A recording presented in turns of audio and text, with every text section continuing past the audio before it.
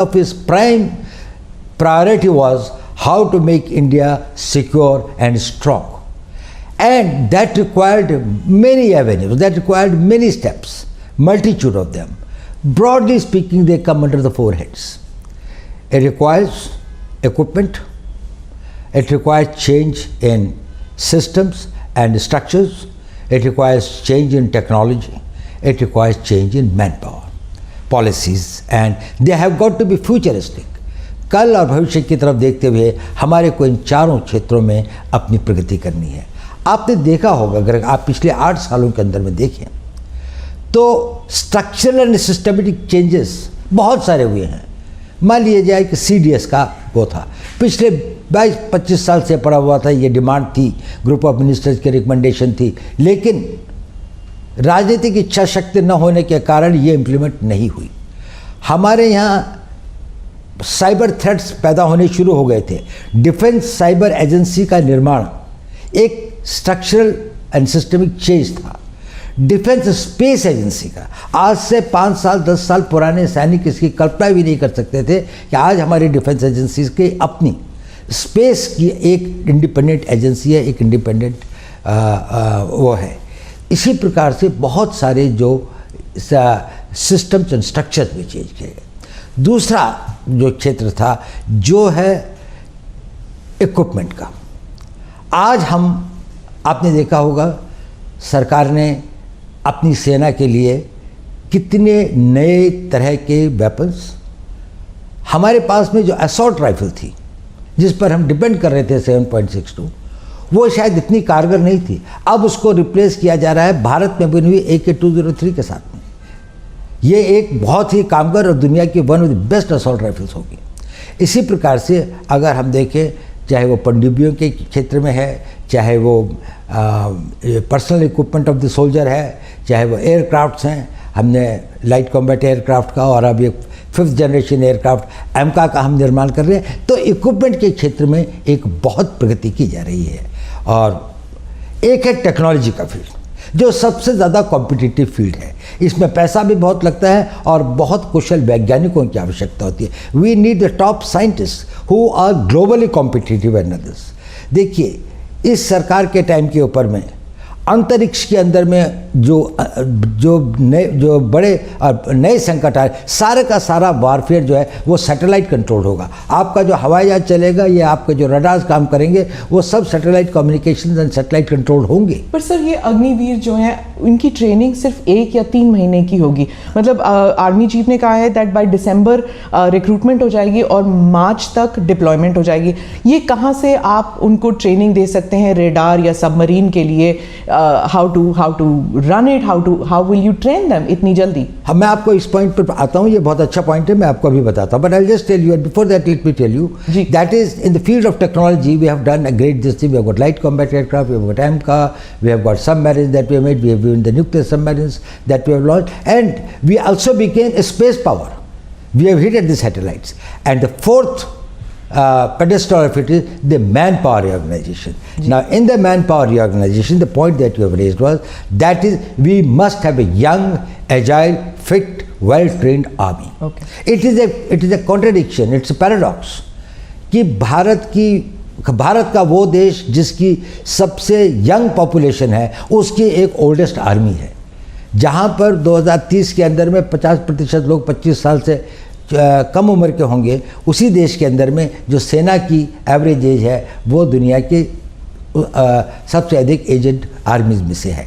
तो हमें उसको ठीक करना था। अब आपने प्रश्न किया कि यदि हमारे को अग्निवीर बनाते हैं या हम अग्निपथ के रास्ते पर चलते हैं तो किस प्रकार से हम उनकी ट्रेनिंग और उनको इक्विप कर पाएंगे इन नई चुनौतियों का, to meet the new challenges and the threats. Will they be competent enough? Now let me tell you one thing. First point you must understand, Agniveer will never constitute the whole army. Agniveer केवल पहले 4 साल में recruited जवान होंगे।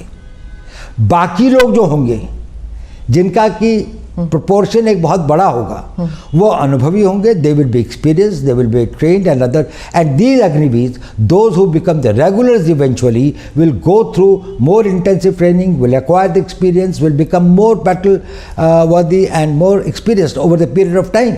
So Indian Army at any point of time will have a large number of people who, though recruited as Agniveer, but had been specially selected for their suitability, for their fitness, for their agility, for their motivation and for their aptitude for the job, and also did not have that sort of the personal problems by which they would like to leave the army and settle for something which is more stable and a personal life. So these persons will be well trained. So it is not only that the Indian Army will be having only this component. Yes, the Indian Army will constitute at the level of the Jawans and the ORs who had been recruited through the process of Agniveer, specially selected, whose work, whose performance has been monitored and digitally monitored through various complex processes over a long period of time. Selection is one part.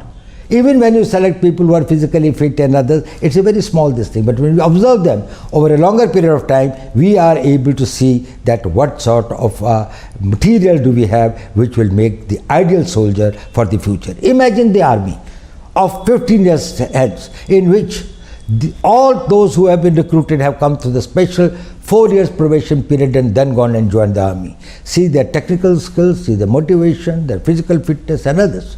They will all be the people who will probably the cream of the Indian Army. Right. So my first question will be, I will go later into those who are not being amalgamated, but first about those who are going to be amalgamated into the service. There's already a system of your regiments and corps. Will it not demotivate somebody who has gone through the NDA, who's gone through the rigorous training process earlier, and then they'll see them as Johnny come latelys, abhi aaye hain, abhi fauj mein ghus gaye hain, and they're already getting the benefits that we were getting, but we had to abhi fauj mein ghus gaye hain, and they're already getting the benefits that we were getting, but we had to put in so much more hard work. So will it cause a disruption, and will they be seen as lesser soldiers?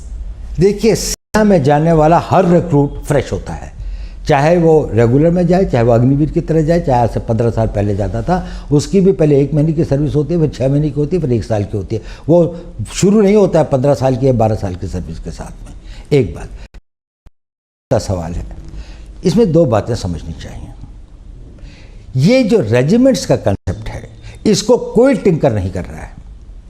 अगर regiments हैं तो artillery की regiments रहेंगी, armoured corps की regiments रहेंगी, electrical mechanical engineers हैं या engineers हैं या बाकी सारे हैं। ये जो रेजिमेंटल कभी कभी इन्फेंट्री की कुछ यूनिट्स के अंदर में बारे में लोगों को भ्रम है। पहली बात तो अब कोई कास्ट बेस्ड रेजिमेंट्स बहुत कम बची हैं, सिर्फ 2 या 3 हैं जो कि अभी भी प्योर उसी एरिया के क्षेत्र को करते हैं। और ये एक कॉलोनियल लेगेसी है। अंग्रेज़ ये चाहते थे कि कोई भी चीज़ पैन इंडिया ना हो, और वो ये चाहते थे कि उनको किसी न किसी वर्ग में बांटा जाए और उस वर्ग या क्षेत्र के प्रतिनिधि के रूप में जाए। उनका कोई नेशनल पर्सपेक्टिव नहीं हो, क्योंकि इससे उनके अपने कॉलोनियल एम्पायर को एक खतरा था। देखिए, मैं आपको बताता हूँ, इसी इंडियन आर्मी को फर्स्ट टाइम ये नेशनल आर्मी के रूप में कब आई? आज़ाद हिंद फौज की तरीके से, when it became the Indian National army. क्या था उसका? 60,000 की फौज थी। कोई रेजिमेंट थी इनकी? थी रेजिमेंट। इनकी रेजिमेंट थी रानी झांसी रेजिमेंट, इनकी रेजिमेंट थी Mahatma Gandhi regiment. Not an Ahir और राजपूत और ये नहीं थी। हाँ। और कितना सैक्रिफाइस किया इन्होंने? 60,000 में से 40,000 मारे गए। इतना एट्रिशन हुआ था। दुनिया के अंदर में किसी लड़ाई के अंदर में इतने एट्रिशन एंड कैजुअलिटीज़ नहीं हुई हैं जितनी इंडियन नेशनल आर्मी ने इम्फाल, कोहिमा के और सिंगापुर के बैटल्स के अंदर में गंवाए हैं। वो किसके लिए लड़ रहे थे? उनमें रेजिमेंटल प्राइड नहीं था क्या? उनके लिए वो नहीं था, वो भारत के लिए लड़ रहे थे। They were the soldiers of the India, they called themselves the Indian National Army. But so do the regiments here right now. That's right, so they will continue. Okay. That's what I'm telling you. They will have the nomenclature. There will be the regiment of this. I do not know how this concept has come that anybody is tinkering with the regimental pride or the regimental ethos. उसका अपना tradition होगा। अगर कोई एक battalion है, उसकी अपना एक वेलर है, उसकी अपनी एक हिस्ट्री है, तो वो हमेशा बरकरार रहेगा और उसमें बढ़ोतरी होती जाएगी। अब इसका और हुआ ये है कि हमने ये कहा कि एक ऑल इंडिया कॉम्प्लेक्शन होगा इंडियन आर्मी का। इसको लोगों ने कहा कि रेजिमेंटल सिस्टम खत्म हो गया। रेजिमेंटल सिस्टम खत्म नहीं हुआ। इन्फेंट्री रहेगी, आर्टिलरी रहेगी, आर्मर्ड कोर रहेगा, सिग्नल्स रहेंगे।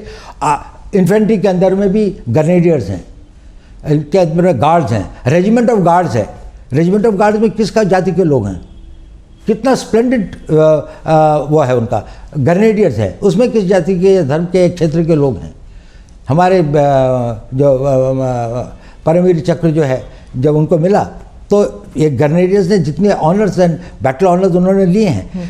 तो ये सिर्फ हम ये चाहते हैं कि भारत के हर नागरिक, हर यूथ, हर युवा, every youth of this country who has got a desire and a motivation and feels a sense of commitment to defend the country, he gets an opportunity.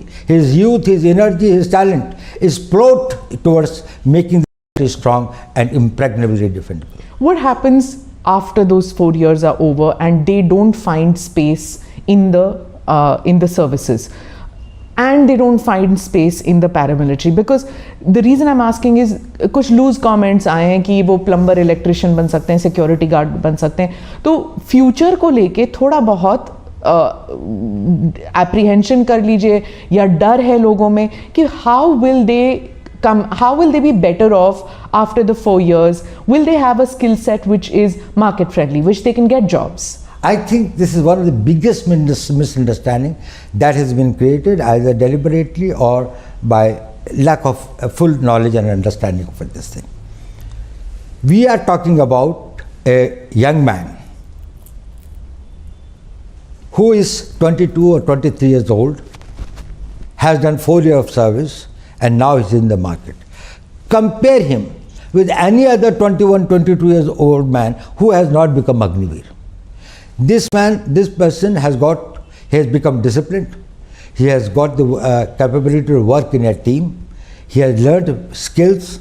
He has developed the confidence, and he is trainable. His mind and his vision, he has got an all-India perspective. So he is much more equipped to face the society. On top of it, he has been given a qualification that will be +2.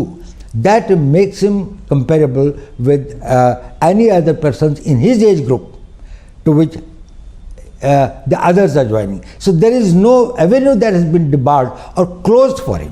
इसके लिए वो सारे रास्ते खुले हैं।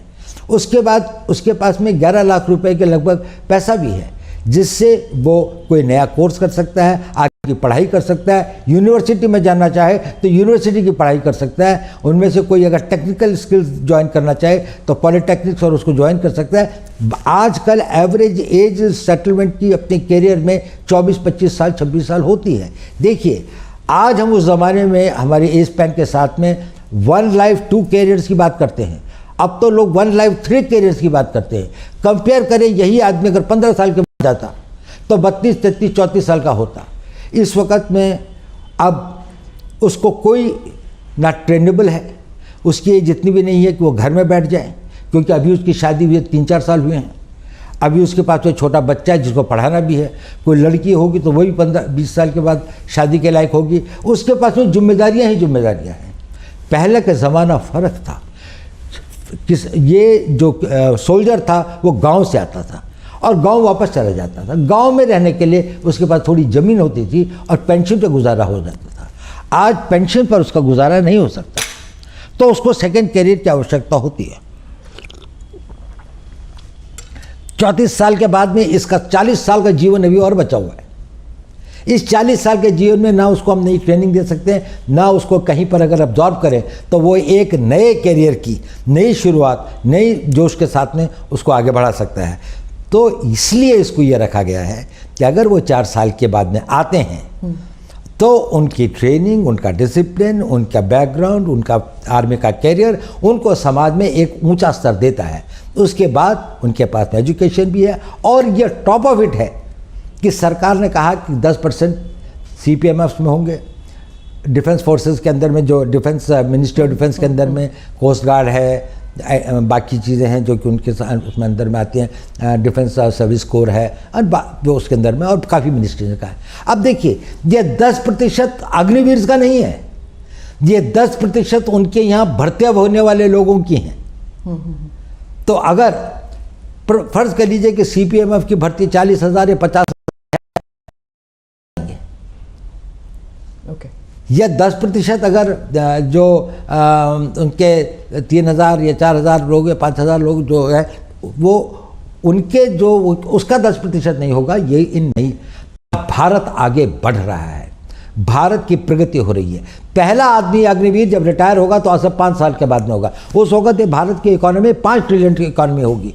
Private sector एक नई गति और नई दिशा के साथ में आगे बढ़ेगा। डिफेंस इंडस्ट्रीज जिस तरह से बढ़ रही हैं, बहुत सारे ऐसे काम होंगे। डिफेंस पब्लिक सेक्टर अंडरटेकिंग्स के अंदर में जिस प्रकार से विस्तार हो रहा है, कंट्री के अंदर में मैन्युफैक्चरिंग बढ़ रहा है, उनको लोगों को ये लोग चाहिए जो डिसिप्लिन्ड हों, ट्रेनेबल हों और जिनके पास में उम्र हो। इनका सबसे बड़ा एसेट है इनकी उम्र, कि ये अभी भी यंग है। इस उम्र में कई लोग अभी भी अगर हम जाए पॉलिटेक्निक के अंदर में लोग भर्ती होने के लिए जाते हैं तो उनमें से कई लोग 22, 23 साल के होते हैं, 2 साल 3 साल का कोर्स करते हैं। उसके बाद वो अपने लिए एक मैन्युफैक्चरिंग जाए, कोई कंप्यूटर का कोर्स करते हैं, 2 साल का कंप्यूटर का कोर्स करें। इंफॉर्मेशन टेक्नोलॉजी के फील्ड में इतने वो हैं, तो इनके लिए स्थान ज़्यादा होंगे। इनका भविष्य टोटली सुरक्षित है और इनको किसी प्रकार की चिंता करने की बात नहीं है, क्योंकि इनके पास में 22 साल की उम्र है, इनके पास में 4 साल देश की सेवा करने का एक सर्टिफिकेट है, इनके पास में एजुकेशनल क्वालिफिकेशन की एक वो है, और उसके अलावा इनके पास में एक ऐसी धनराशि भी है जिससे इसको इन्वेस्ट कर सकते हैं। और अभी इनकी इनकम्बेंसीज नहीं है, अभी इनके परिवार नहीं है। जो ट्रेनिंग के लिए चाहे तो कोई मद्रास जाना चाहता है, कोई कश्मीर जाना चाहता है, कहीं भी जा सकता है। वो मोबाइल है। जब वो 34 साल की उम्र में आप उसको भेजते हैं, उसके साथ सबसे बड़ा अन्याय है, क्योंकि ना तो वो घर बैठ सकता है, ना लोग ऐसी जगह पे जा सकता, अपने क्षेत्र से बाहर भी नहीं जा सकता। आई गेट दैट अबाउट कि जब वो बाहर निकलते हैं। Now the thing is that आप खुद गांव से हैं sir, you are a son of an army person, you have worn the military uniform, the police uniform, you've been awarded the Kirti Chakra, military honor for a policeman. You understand that when you go back to the village, the respect that a uniform gets. Now many in the villages are saying कि ये 4 साल के छोकरे बाहर निकल के आएंगे, they will not be given the same respect, that वर्दी will not have the same honor, the respect that it had, because it doesn't carry with it service over decades. मेरे ख्याल से ये भी बिल्कुल पूरा भ्रम है। गांव के अंदर में अभी भी इनकी उतनी प्रतिष्ठा और इज्जत और सम्मान होगा, गांव में नहीं, गांव के बाहर भी। ये देश की एक बड़ी भारी निधि होंगी। ये इतने हज़ारों की संख्या में जो ये बच्चे होंगे, जब ये ओवर द ईयर्स समाज के भिन्न भिन्न भागों में जाएंगे, when they will go and man positions in different walks of life, they will bring with them the culture, ethos, the values which they have imbibed in army. Army has sent them in as a totally transformed persons. So they will be the great harbingers of the change. वो परिवर्तन को एक नई दिशा देंगे। और ये जो लोगों को भ्रम है कि इनका सम्मान और इनका वो नहीं होगा, ये बिल्कुल गलत है। मेरे ख्याल से अग्निवीरों को उतना ही सम्मान होता है। आज भी कितने लोग अपनी कोशिश करते हैं, पारिवारिक कभी आना पड़ता है। वो कुछ लोग हमेशा से पहले कलर सर्विस कितनी थी, 1962 तक तो 7 ईयर्स थी। उसके बाद में भी समय समय पर इसने ये कहा गया है कि इसको वो किया जाए। तो 7 ईयर्स की कलर सर्विस के बाद में जो आदमी जाता था उसको क्या वो सम्मान मिलता था, इसको अधिक सम्मान मिलेगा क्योंकि इसके पास में आगे का कैरियर भी है। Sir, if this scheme was so overdue, so necessary, keeping in view that wars have changed, the nature of wars have changed, and the nature of the requirement of manpower has changed for India, अगर ये इतना overdue था तो इसके against इतने protest, इतने sudden protest क्यों हुए?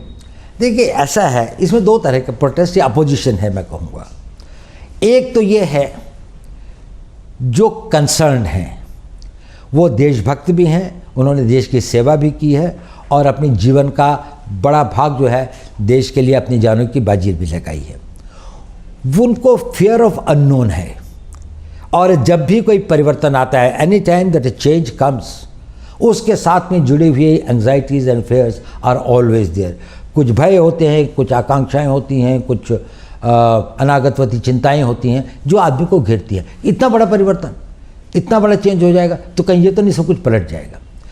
तो ये हम इसको समझ सकते हैं। इसके लिए आपने देखा होगा, यदि आपने 15 तारीख जून के बाद में जैसे जैसे इन लोगों को अधिक सूचना और पूरी बात का पता चल रहा है और भी बातों का समय के साथ पता लगेगा, वैसे वैसे ये लोग इसको समझ रहे हैं कि ये तो हमारी बड़ी पुरानी आवश्यकता थी, इसमें हमारे वेटरन्स भी शामिल हैं और ये एक अच्छी चीज़ है। उनके कंसर्न हैं कि इनका क्या होगा। अब उनको पता लग रहा है कि इनके लिए भी एक भविष्य निश्चित करने की योजना है। उनको ये लग रहा है कि आर्मी के अंदर में जो एक्सपीरियंस लोग रहेंगे कि नहीं, अब उनको भी पता लग रहा है कि नहीं, आर्मी तो एक्सपीरियंस लोगों की, आर्मी डिमोबिलाइज हो रही है, ये लोग तो रहेंगे ही। और इसके बाद में जो आएंगे वो अग्निवीर के स्ट्रीम से आएंगे, वो एक दूसरे स्ट्रीम से आ रहे हैं, पर यही फिर आगे इनके 5 साल 6 साल 15 साल ये और सर्विस करेंगे। तो उनकी वो जो भय और आकांक्षाएं हैं उनमें धीरे धीरे कमी आ रही है। एक दूसरे वर्ग है, उसका ना राष्ट्र से कोई मतलब है, ना राष्ट्र की सुरक्षा से कोई मतलब है, ना वो राष्ट्र के प्रति इतने समर्पित हैं। उनके they are conflict entrepreneurs. What they want is that they want a conflict in the society. They would like to create anything which is close to the anarchy. Now these are the persons who will go for stone throwing, demonstrations, burning the trains and others, not what is the cause. But wherever there is an opportunity, they think that they can emotionalize or mislead the people, or they can have this thing. जो अग्निवीर बनने वाला होगा वो ना किसी प्रलोभन में आता है, ना वो किसी से बहकाया जा सकता है, ना वो किसी के द्वारा दुष्प्रचार के लिए प्रेरित किया जा सकता है। ये जितने लोग हैं, मुझे नहीं लगता कि ये वो लोग हैं जो कि सेना के लिए और सेना में जाने के लिए बहुत इच्छुक है, या जिनके पास में एक साइकिक मेंटल सेट है। वो अपने घर में बैठ कर तैयारी कर रहे होंगे। Didn't the security establishment anticipate कि ऐसे conflict entrepreneurs जो आप कह रहे हैं, that they will make use of this scheme to mislead people and to cause street unrest? Well, something was anticipated as well also, because we thought that, well, these people who have got a vested interest, they have got vested interest because some people are making money through the coaching centers. They have vested interest because they would like to discredit the government on any count. There are some vested interests who would like the youth to be provoked against the establishment and others. We had it, but then it's a democracy. We cannot take the action and we cannot do this thing.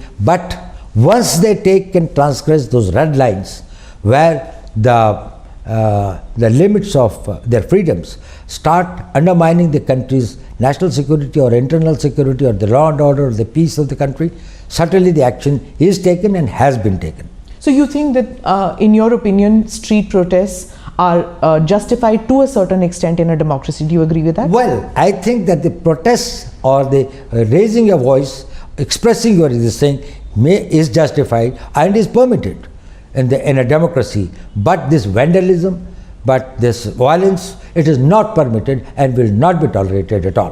So our security forces, I mean the police, I mean out here, they were just not equipped to handle it. We saw for hours together coaches burning.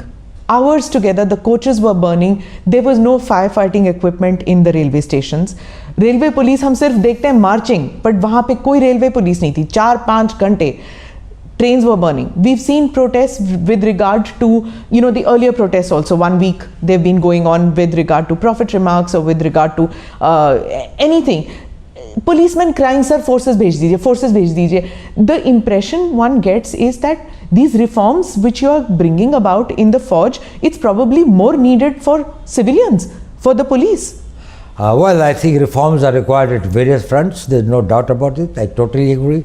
Reforms are required in police, but it's such a huge country of 140 crore लोगों का देश है। इसके अंदर में कहीं कहीं जब कोई घटनाएं होती हैं, उसमें कहीं पर पुलिस की गलती होती है, कहीं पर सर्कमस्टेंसेस ऐसे होते हैं, कहीं पर सूचना का अभाव होता है।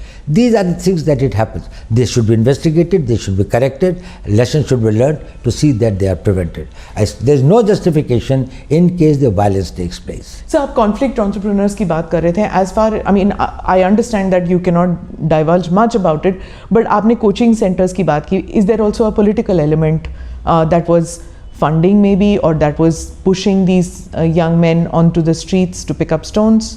Well, in many cases the FIRs have been lodged, Wherever there have been incidents of violence, people have been identified.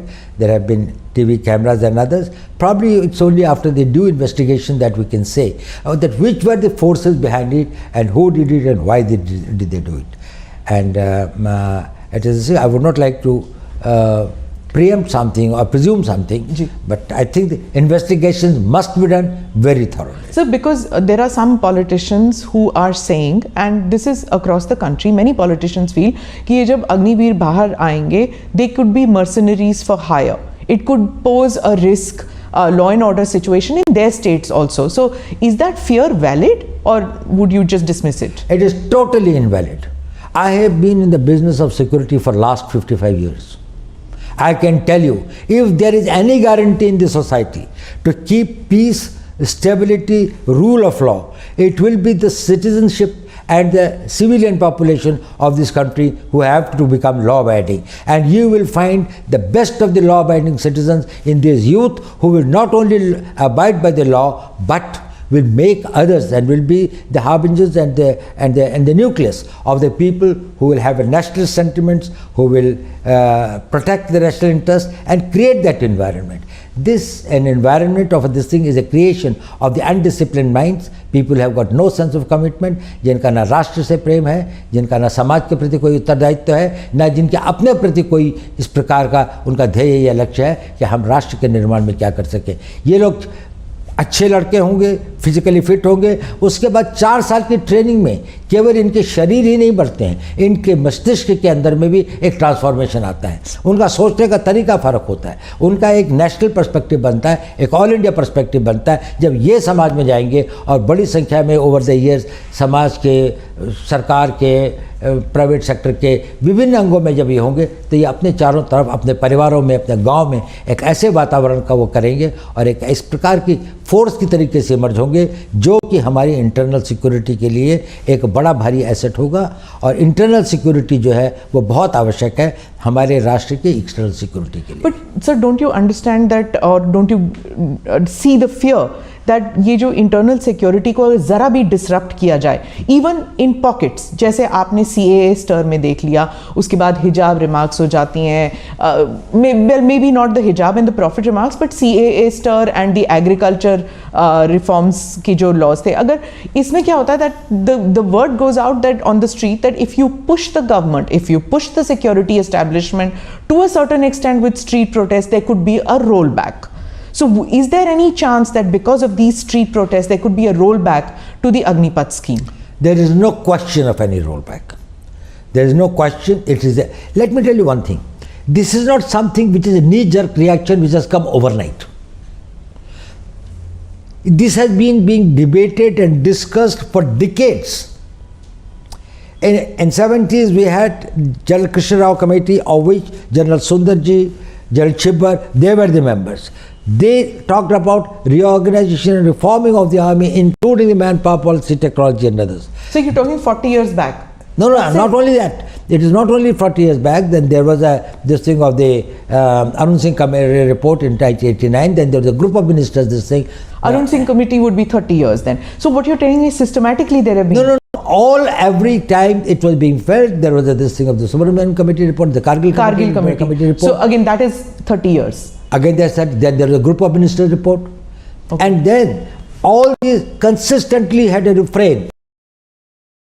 So across the army's demand. Across different political parties which have been in power. But there was a problem.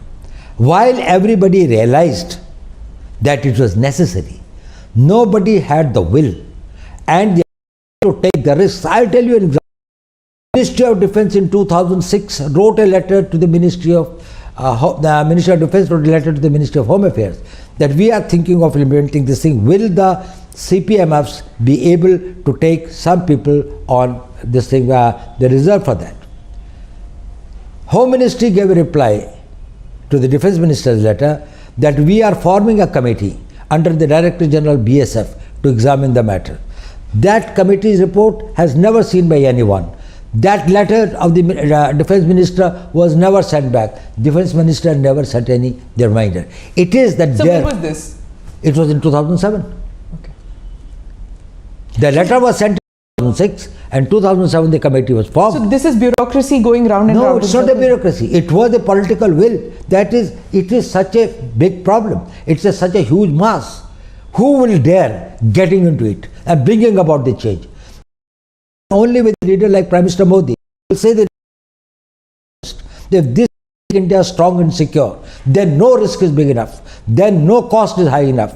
Even if it is a political cost, I will pay it, because he visualizes what happens to the Indian army 15 years from now. Security is not only thinking about your generation, also about the future generations. You will have an army which has been recruited and selected, and they have got manned by the people who have got the highest degree of fitness, agility, training, capabilities and others. They would be manning it. And then there will be a civil society in which you will have thousands of people who are there to bring about the change. They will be the catalysts of change. So Prime Minister Modi just yesterday has said that any kind of reforms that come, they disturb the status quo, who have benefited from status quo. Is it that this Prime Minister has the forge and the bureaucracy with him, that earlier Prime Ministers didn't have it, and that is why the MOD, the MHA, the defense, the uniformed soldier, they are not on the same page? Is it that the earlier Prime Ministers didn't have it and this Prime Minister has it? Well, yes, this Prime Minister, firstly, he has got a very clarity of vision, and he has got the ability to take decisions. He is very right in telling that all status quoists will have some doubts, will have some genuine fears. It requires a certain clarity. There's no clutter and confusion, and to take it out, you need a very clear-headed leadership. When he is clear-headed, people down the line also become clear-headed. Probably the earlier regimes created a muddle because they themselves were not clear. What did they want? What transformation they want to bring about? And what is the cost, and are they prepared to pay that cost? With the Prime Minister, I think the entire army, and let me tell you one thing, late General Rawat, he is not here, he was one of the persons who was spearheading it very this way.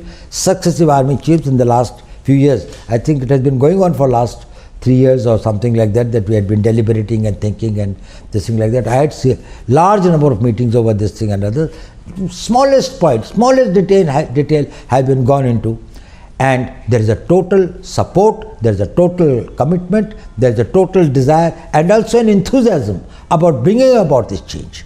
These doubts were in our minds also. We resolved those doubts. Okay. We tried to find out how we can minimize that, how we can mitigate the possible threats and the dangers. So you've been with Mr. Modi since he took office in 2014. There's been a doctrinal shift in India's relations with Pakistan since he's become Prime Minister, since you've been the NSA. You've seen several regimes change in Pakistan. Do you think, from a security perspective, for this kind of, I will not talk to you, you have to stop terror, till then I will not talk to you? And can nations prosper with that attitude going forward? I'll tell you one thing. We cannot have peace and war at the choice of our adversary. If we have to protect our interests, we will decide when and with whom and on what terms we will have peace. When our core interests are involved, there is no question of peace at any cost. There has got to be a peace. We want very good relations with our neighbors, Pakistan included. We would like to have good relations with them, we would like to have very normal relations with them, but certainly the tolerance threshold for terrorism is very low. We certainly would not like to make our citizens as sitting ducks for the terrorists who come and this thing. Thank God, and I think I must this thing to the God. In last 8 years, this country has not seen any terrorist this thing except Jammu and Kashmir, which has been this thing of a proxy war. So it's a different type of a proxy war. Just before that, see, between 2005 to 2014, we had Bombay, we had Pune, we had Kanpur, we have got Delhi, we have got this whole range of this, Bangalore, Ahmedabad and other. What was the whole range of this thing the country was being this way? If we were not firm, if we were not very decisive, if we did not have the clarity, we will fight it. And we will not beg for peace, at any terms. So you spoke about Jammu Kashmir, so I have to say this because we saw that when Article 370 was taken back, you went there. You went to Kashmir, you spoke to the people. We saw that happening. What do you have to say to people who are victims of these lone wolf attacks which are happening? Yes, I agree that that terrorism as such from Pakistan is gone, but then these lone wolf attacks, soft targets which are going. How will you cope with that? How will terror end in every form in Kashmir? Well, this is a problem of security, and we are dealing with it, and we are dealing with effectively. Firstly, you must understand one thing. Post 2019, the mood and the temper of the people of Kashmir has totally changed. People are no more in favor of Pakistan, in favor of terrorism, in favor of this thing. You can see, where is Hurriyat today? Where are those Bandh calls? Where is Friday Hartals? They have all gone, this thing like that. But some individuals, some young boys who are misled or who are this thing, they are getting into this thing. We are doing our best to persuade them. Their families are trying to persuade them. A lot of change has come about, but still there are few persons and some individual tanzeems, the militant organizations and others who are still operated and go by a mistaken notion of their beliefs or whatever is that they want to be the Fidains and they want to come. They do create problems for us. We are fighting them. And we are fighting them with total resolve. There is no way to deal with the terrorists. We don't deal with terrorism. We have to deal with the terrorists. And terrorists, their equipment, their weapons, their explosives, their money, and we on all fronts are trying to tackle it. And we are very hopeful that in another few months we'll be able to get it. The Kashmiri Hindus, especially the Pandits, they feel very let down, to some of them, that there is so much energy expended in bringing these terrorists or militants or separatists back into the mainstream, that those who have supported Mr. Modi, the BJP and this government all through, that they are being taken for granted and their security is not of paramount concern to the security establishment. Firstly, I don't think that is the real feeling of all Kashmiri Pandits or people who have been displaced. But yes, they are a vulnerable section. They need protection. They have got to be protected. Government has taken various measures in the past. Probably much more has to be done, and that is being done.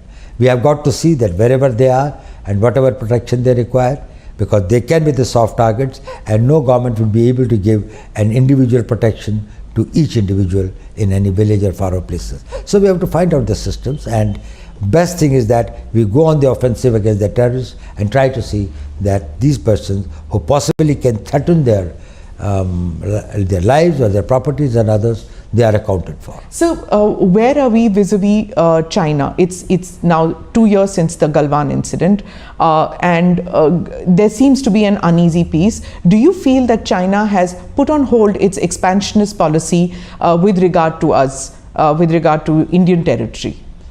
Well, we have got a long pending a territorial dispute with China. We have made our both intentions and this thing very clear to China, and they are aware of the fact that, well, we will not tolerate any transgression. There had been some unsavory incidents in 2020. We have been able to, through the talks, through the negotiations, through the persuasion and others, resolve some of it. Few points still remain to be resolved and others. We will continue our efforts. At the same time, we have got to ensure that vigilant and we are able to protect our borders totally. So internal security, external relations, these are mainly conducted behind closed doors, in hush-hush manner. Some of it is visible to common people, but there is also a view that, keeping in nature with federal structure, things like what has been done, the Agneepath scheme, maybe there can be a more consultative manner in dealing with these apprehensions. Do you feel that there is a time that the time has come to change how internal security is, decisions regarding internal security are taken in this country? Highly layered phenomenon. There are layers and layers and layers. There has got to be this thing where there is a complete insulation, and it has got to be protected, and people should know only on the basis of need to know.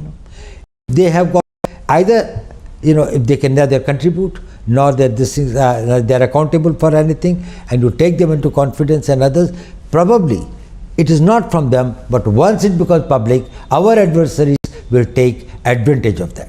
So we have got to maintain a certain amount of secrecy. As far as the consultative process is concerned, India's democracy and India's this thing is so open. If it was not such a this thing, you would not find that on every issue, if there are 101 opinions, and they are freely expressed on the street, to the press, to the media, and everywhere. So you spoke about India's adversaries taking advantage of any kind of unrest which happens in India, but then we saw with regard to the prophet remarks and the hijab protests that people who we had presumed had become non-adversaries of ours had suddenly started making comments, had suddenly started doubting India's democracy or India's inclusive society. Do you feel that these protests have gone beyond this and have damaged us terribly? Well, it has, in the sense India has been projected, or rather some disinformation has been spread against India, which is far from the realities and the truth. And probably there's a need for us to engage them, to talk to them and convince them. And you would have found that, wherever we have gone or wherever we have engaged with the concerned people, both outside and inside, we have been able to convince them and try to find out this thing, and it will subside. But it happens. When people get emotionally aroused, and others, sometimes their behavior is little disproportionate to the actual event, but it has this thing. Does it put the security establishment on a back foot when these kind of street protests take place on very sensitive topics like the Agneepath scheme? Well, I don't think that it puts this thing. The only thing is when the law is transgressed. If there are protests, if there is a point of view that people want to have this thing, they have got the right to dissent. In a democracy, that is a right that should be honored, and that should be it should be given ample space.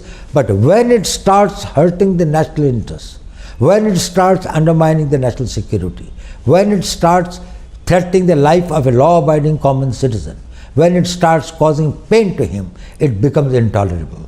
And this is what our law says, this is what our constitution says, and that is why the law enforcement agencies are bound by the law, they are bound by their oath to protect the people, to protect their interests, to protect their properties, and not allow the miscreants and the anti-social and the anti-national elements to make better of the society. So as I wrap up, I just have one question on Afghanistan and the recent attack on Sikhs out there, and India giving visas to them.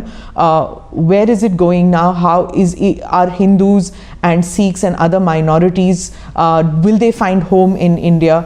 Will there be, will we increase the number of people that we take from Afghanistan into India? What happens with CAA? Will that come into force? Well, I think it's very clear. CAA very clearly says that in our neighborhood, in case any of these the minorities there are on the basis of their religion are persecuted, we will give them. We have given the visas to a large number of Sikhs, and I think as the flights are available, some of them will be coming back, and others will apply. Probably will look at their cases very, very sympathetically. So it was a very unfortunate incident. It should not have happened, but there are forces. That terror and this thing, violence, they are the things in which we have to live with in the modern times. But Government of India is doing everything, and it has assured the Sikhs there and the Hindus there. I think there are very few Hindus left there, but they have assured them that India will stand by its commitment and by its assurances. So towards the end, do you have any message for youth who feel disillusioned and disheartened that maybe some of them were part of the protest, regret it, and would like to take the Agniveers? Is it over? Are the doors shut for them?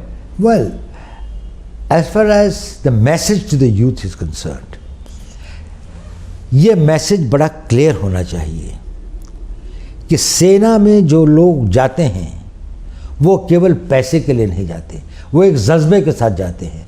उनमें देश प्रेम होता है, उनके अंदर में राष्ट्र की भक्ति होती है, उनके अंदर में यौवन की शक्ति होती है। वो इसको इन्वेस्ट करते हैं अपने आप को और सोचते हैं हम देश के लिए क्या कर सकें।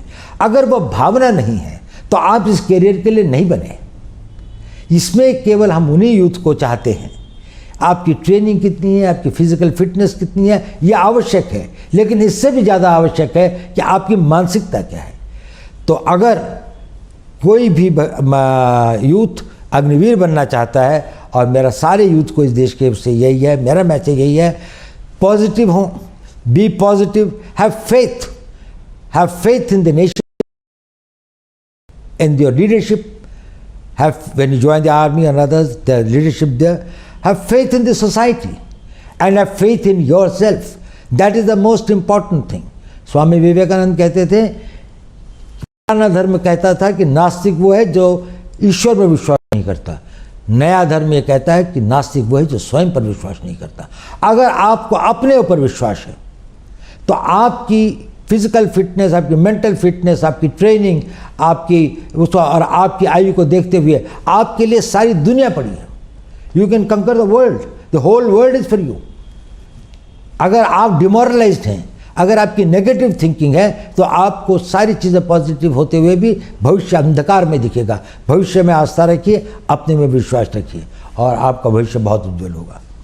धन्यवाद Doval ji, thank you so much for speaking with us.